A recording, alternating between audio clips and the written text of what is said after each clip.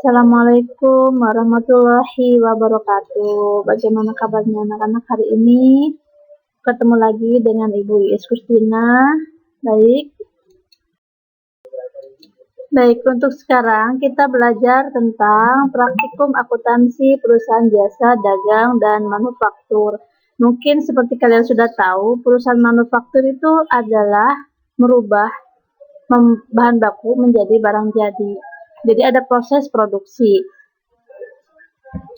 Nah, sini materinya adalah tentang pencatatan jurnal khusus dan jurnal umum. Mengapa harus ada jurnal khusus?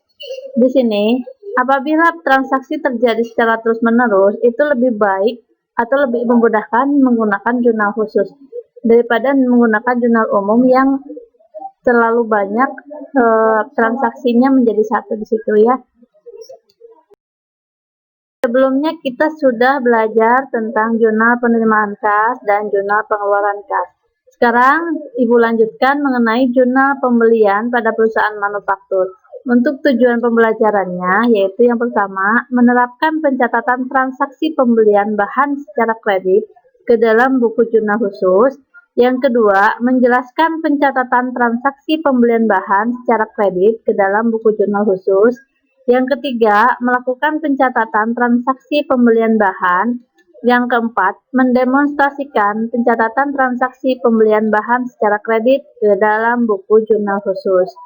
Nah, jadi di sini diharapkan kalian bisa memasukkan transaksi atau melakukan pencatatan transaksi pembelian bahan baku ya di situ dan mendemonstrasikannya.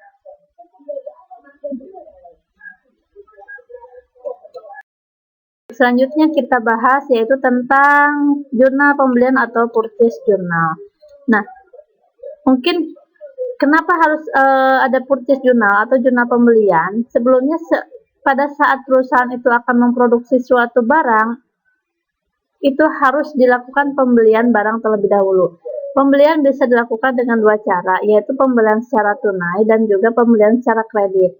Nah, untuk purchase journal di sini itu adalah jurnal yang digunakan khusus untuk mencatat semua transaksi pembelian barang dagangan secara kredit. Jadi di sini untuk pembelian secara kredit akan dicatat ke dalam purchase journal atau jurnal pembelian. Lalu transaksinya seperti apa aja untuk purchase journal? Yang pertama itu ada pembelian bahan baku. Jadi untuk pembelian bahan baku itu secara kredit ya akan dilakukan di purchase journal. Yang kedua, pembelian bahan penolong secara kredit. Yang ketiga, pembelian perlengkapan atau pembelian lain-lain. Ya, bisa juga nanti untuk pencatatan pembelian bahan lainnya. Sekarang yaitu kita bahas tentang pembelian bahan baku atau bahan penolong. Ada dua metode pencatatan. Yang pertama yaitu sistem periodik. Sistem periodik di sini jadi tidak menunjukkan tentang nanti persediaannya. Ya, untuk jurnalnya yaitu pembelian bahan baku atau bahan penolong di debit dan kreditnya adalah utang dagang. Untuk sistem yang kedua yaitu sistem perpetual. Di sini akan selalu terlihat persediaannya. Yang jurnalnya yaitu persediaan bahan baku atau bahan penolong di debit dan di kreditnya adalah utang dagang. Jadi yang membedakan di sini adalah jurnalnya. Nah, untuk jurnal pembelian atau format jurnal pembeliannya yang sistem periodik adalah yang pertama di sini ada nama perusahaan.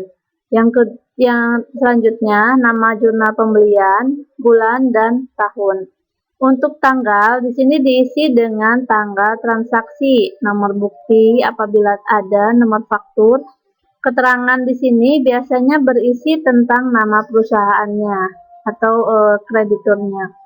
Dan untuk referensinya, nomor bukti referensi ya. Debit, untuk debitnya di sini adalah nama akunnya pembelian bahan baku apabila terjadi pembelian bahan baku. Dan ada akun serba-serbi. Di sini digunakan untuk selain dari pembelian bahan baku. Misalkan di sini ada pembelian bahan penolong, Di sini ada PPN masukan, nanti masuknya ke akun serba-serbi. Dan untuk kreditnya adalah utang dagang, karena di saat terjadi pembelian kredit itu akan mengakibatkan di kreditnya adalah utang dagang. Yang kedua yaitu sistem perpetual. Untuk jurnalnya atau format jurnalnya adalah sama, kurang lebih sama. Yang pertama di sini ada nama perusahaan, jurnalnya jurnal pembelian, dan di sini juga harus dicantumkan bulan dan tahunnya.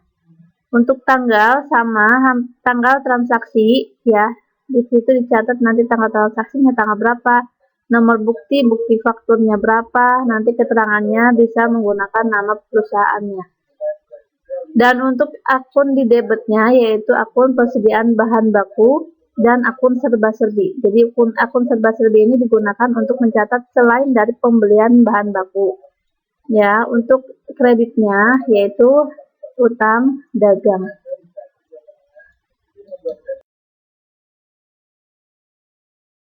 Ke contoh soal. Contoh soal transaksi dengan menggunakan sistem periodik. Pada tanggal 10 Juni 2020, PT Aquina membeli bahan baku 200 gulung kain dengan harga 1 juta. PPN-nya 10% dari PT Mahkota dengan syarat pembayaran 2/10N/30. Di sini, untuk mengidentifikasi apakah ini transaksi pembelian secara kredit atau tunai, di sini ada syarat pembayaran. Kalau sudah muncul syarat pembayaran, itu berarti pembelian dilakukan secara kredit. Ya, dan di sini ada PPN 10%, di sini adalah PPN masukan. Baik, untuk transaksinya atau jurnalnya seperti ini. Tanggal 10 Juni tahun 2020, keterangannya di sini adalah PT Mahkota. Pembelian bahan bakunya 200 juta. 200 juta dari mana? Di sini ada 200 gulung kain dengan harga 1 juta. Sehingga pembelian bahan bakunya adalah 200 juta. Nah, untuk akun serba-serbinya di sini ada PPN masukan. PPN masukannya yaitu 10%, 10% dari pembelian bahan baku 200 juta. Maka muncullah 20 juta.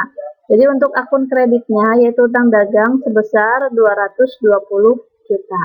Baik, untuk soal yang kedua, contohnya pada tanggal 20 Juni 2020 PT Aquina juga membeli bahan baku 150 gulung kain dengan harga 1 juta, PPN 10% dari PT Permata dengan syarat pembayaran 2/10N/30 dan biaya angkut pembelian 150.000. Jadi di sini juga sudah kita analisis, di sini adalah transaksi pembelian secara kredit karena ada syarat pembayaran 2/10N/30. Untuk jurnalnya, pencatatan jurnalnya yaitu tanggal 20 Juni 2020, keterangannya PT Permata, pembelian bahan bakunya 150 juta ini berasal dari 150 gulung kain dikalikan 1 juta. Akun serba-serbinya yaitu di sini ada PPN masukan dengan jumlahnya 10% dari 150 juta atau 15 juta. Di sini dikenakan biaya angkut pembelian 150 juta.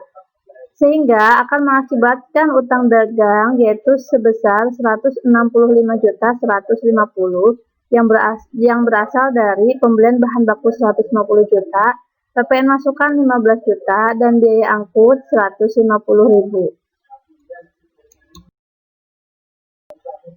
Selanjutnya, Ibu kasih contoh soal yaitu sistem pembelian sistem perpetual. Pada tanggal 20 Juni 2020, PT Prima membeli bahan baku 100 gulung kain dengan harga 1.200.000, PPN 10% dari PT Makmur dengan syarat pembayaran 2/10N/30. Soalnya hampir sama, hanya berbeda angka dan nama PT-nya saja. Lanjut kita ke soal kedua. Pada tanggal 30 Juni 2020, PT Cinglu membeli bahan 150 gulung kain dengan harga 1.200.000, PPN 10% dari PT Korin dengan syarat pembayaran 2/10N/30. Biaya angkut pembeliannya adalah 120.000. Nah, untuk jurnal pembeliannya sebagai berikut. Tanggal 20 itu ada keterangannya, yaitu PT Prima untuk akunnya debit, yaitu persediaan bahan baku. Karena kita membeli bahan baku di situ, maka harus catat ke dalam akun persediaan bahan baku. Dan untuk akun serba-serbinya, di sini akan muncul PPN masukan. Jumlahnya 12 juta dan di kreditnya adalah utang dagang. Dan untuk transaksi yang kedua, yaitu tanggal 30 Juni 2020, keterangannya yaitu PT Cinglu, karena kita membeli dari PT Cinglu. Untuk di debit, persediaan bahan bakunya yaitu 180 juta, PPN masukannya 18 juta, biaya angkut pembeliannya 120.000. Jadi muncul utang dagangnya yaitu 198.120.000. Terima kasih untuk anak-anak. Baik, terima kasih untuk pelajaran hari ini, yaitu tentang jurnal pembelian pada perusahaan manufaktur sudah selesai. Untuk pertemuan selanjutnya, yaitu jurnal penjualan pada perusahaan manufaktur. Apabila memang ada yang belum dipahami, nanti bisa ditanyakan. Baik, terima kasih. Assalamualaikum warahmatullahi wabarakatuh.